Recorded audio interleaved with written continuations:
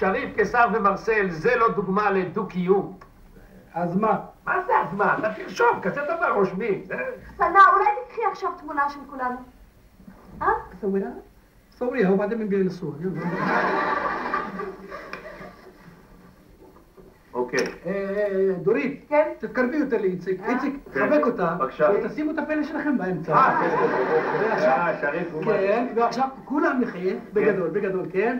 סלאט, מוכנה? מוכנה. 3, 2, 1, אקשן, פלסיני. יופי. אתה יכול עכשיו להמשיך לשאול אותנו שאלות. ברצון אדון חלוף. תשמע, רשום לי פה, פעם כשהדודה של בסם באה לבקר אותו, אתה פגשת אותה בחדר מדרגות, והתייחסת אליה כאל עוזרת בית. האם זה נכון? וחוץ מזה,